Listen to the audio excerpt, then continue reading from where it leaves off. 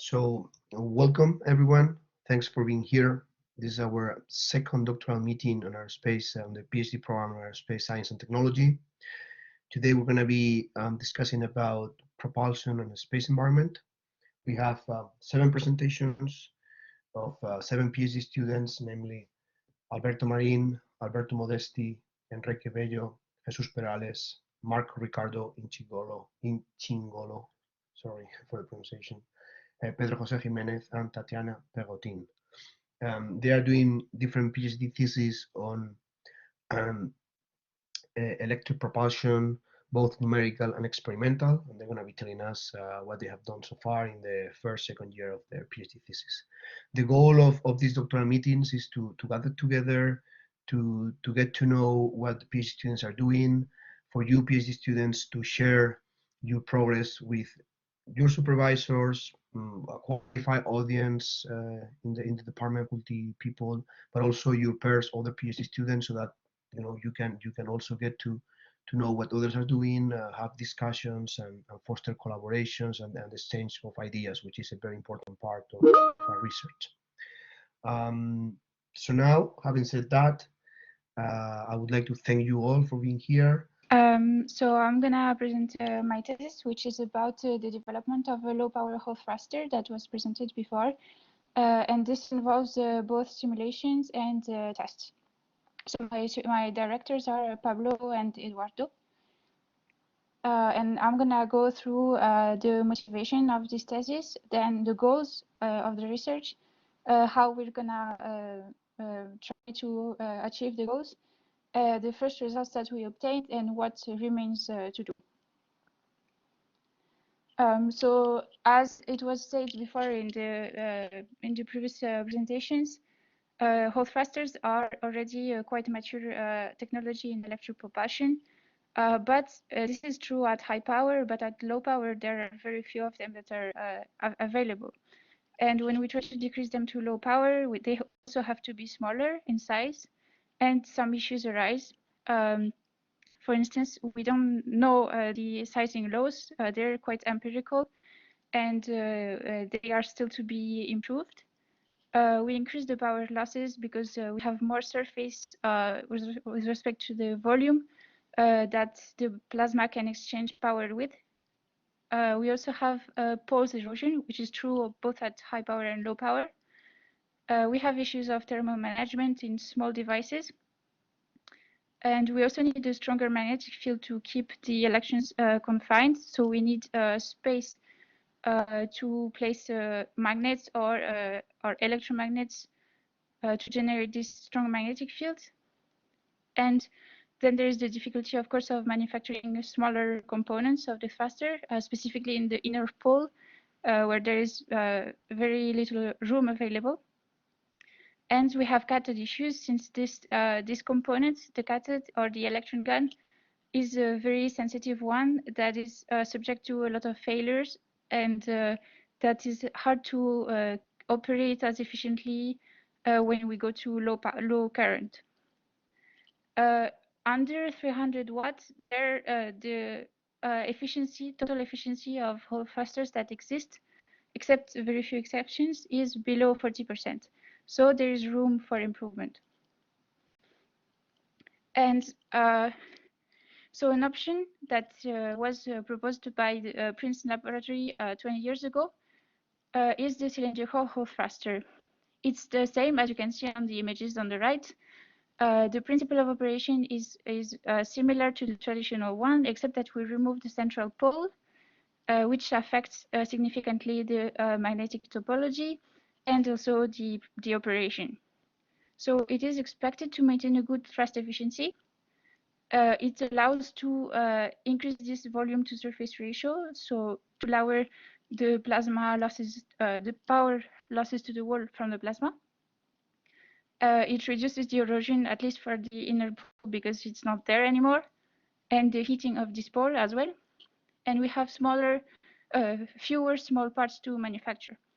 And we still have to generate a strong magnetic field, but we have more room only around this cylindrical channel to generate it. So this is a quite recent geometry that was proposed, And there are less than 10 CHTs that exist in the world currently, and none of them is commercial. So it means that there's still work to do with it.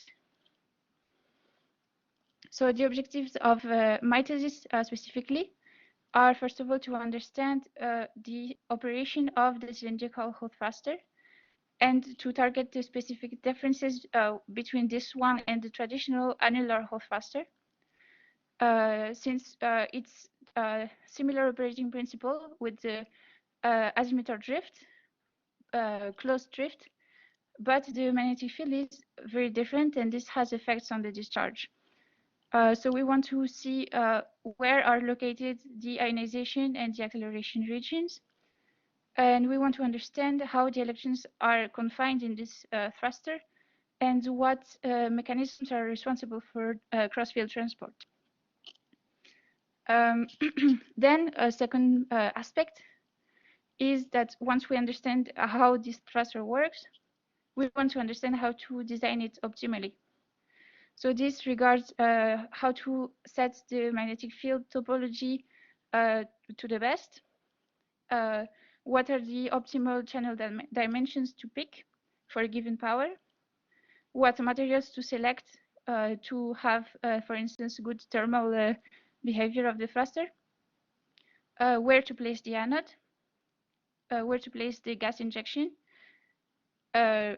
Which highly depends on the anode location in this design, even more than in the traditional Hall thruster, and how to couple the thruster, specifically at low power, with the cathode. Then once we understand this, how to design it and how it works, we want to learn how to operate it and make the most of it. And finally, as you've heard before in the other presentations about the Hyphen simulation platform. So since this is a multi-thruster simulation, we want to validate that this code is able to operate also with the cylindrical Hall thruster geometry. So to check if it works or not. So for this, the method that we're gonna follow is first to simulate the steady state discharge of the CHT with the axisymmetric peak fluid code happen. So you can see it on the right, used with the traditional Hall thruster. We want to adapt it to the cylindrical Hall thruster, study the behavior of the plasma, perform some parametric analysis to understand how to optimize the channel and the parameters of the discharge. And then we want to cross-check the numerical results from this Hyphen code with experimental results that we will obtain. And mostly, our objective is to study turbulent electron transport that was also mentioned before. That is still an open question in electropropulsion. Then, as a second part of the thesis is the design and the test of the prototype of a cylindrical Hall thruster. So we want to characterize the operating envelope and the ignition, measure the properties of the discharge and the performance of the thruster, and eventually improve the design with what we learned during the tests. And there is another aspect of the thesis, which is, as I said, the cathode or neutralizer is a weak component of the thruster. So to start studying it more in depth, the idea is to develop a numerical model of two different of cathode. And you can see on the bottom picture the design of the prototype. So the primary results for the experimental part, the prototype was designed and assembled successfully. You can see on the top right. Then we managed to ignite it with two different propellants, xenon and krypton. So you can see on the right pictures, the pink plume is krypton and the blue one is xenon. We also managed to obtain sustained operation on xenon with two different types of cathodes, so a filament one, hot filament, and a hollow cathode. And we already observed some issues, of course. So the first one is that if we knew it already, the first hollow cathode we tested was oversized, and it resulted in a mode of operation of the thruster with poor acceleration of the ions. So this is not optimal for electrical propulsion because we want to accelerate the ions to high velocities. We also saw some interaction between the materials inside of the channel of the thruster. We saw, you can see on the left picture in the bottom, that there was already some ion cleaning of the walls of the thruster, which later will result in erosion, very likely. So we still have some effect of the erosion even without the central pole. And we observed discharge oscillations in some cases, specifically when we were operating in the mode that we're looking for. But this is quite characteristic of the whole thruster operation. Regarding the numerical results, first of all, we managed to successfully simulate the cylindrical whole thruster discharge with the hyphen code. We observed that the simulation is very sensitive to some free parameters, specifically the ones related to anomalous transport. As I think Jesus mentioned before, and not only him. So the anomalous collisions that we include to allow for the discharge to actually work. Then we saw regarding how the thruster operates, we managed to see where the ionization region is located, and this is as expected near the anode and the injector, where the electrons are confined and forced to pass, and where the gas is injected, so is likely to be ionized. We have seen very important radial effects due to the magnetic field, which is the main difference with the traditional whole thruster, specifically on the electric field and the acceleration of the species. And we have seen that so the ionization and the acceleration are quite different for this reason from the traditional whole thruster. So these are some of the results that we got from parametric studies. So these are for now not reliable because the free parameters are not yet matched with experiments. But still we can see trends of behaviors. And for instance, on the right picture, you can see that when we move the anode closer to the axis or closer to the sidewall, the shape of the plasma potential, which will affect the electric field, is very different. And it seems that there is an optimal location for the anode, which is also the injector in this case, that allows for shielding the anode from the electrons, but increases ionization and reduces the beam angle. Then same for the channel depth or length, as you prefer, in the middle two pictures. You can see that if we reduce the channel length, we managed to decrease the quantity of ions that are hitting the wall at near the exit. So we lose less of them, which benefits the operation of the thruster and all the efficiencies.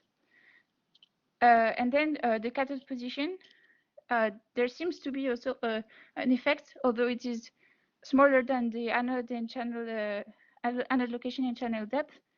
But the cathode position affects the divergence of the electric field, and so the beam angle, and also where the ionization happens. So now what remains to be done? Regarding the test of the cylindrical whole thruster, we still have to characterize the full operating envelope. We find a good way to operate it with an appropriate cathode. And then we want to measure all the properties of the beam at different operating points, so the thrust and the plasma properties. And then eventually, we would like to try to explore new diagnostics to go towards investigation of anomalous transport and plasma wall interaction as well. We already did some very, very preliminary measurements that you can see on the right And so far, the efficiencies, the partial efficiencies are quite low. So we need to really understand how to operate the thruster in an interesting mode. Then, regarding the simulations, I will have to go back to them later to adjust the free parameters in order to match the simulations with experiments, and then perform again some parametric studies that will be this time more reliable. And then about the neutralizers, I will have to develop an improved hot filament model and a zero-dimension hollow cathode model. And so far, I have published only, well, I have presented my work only in one conference, which was the Space Propulsion Conference this year. So thank you for your attention, and if you have any questions, please ask.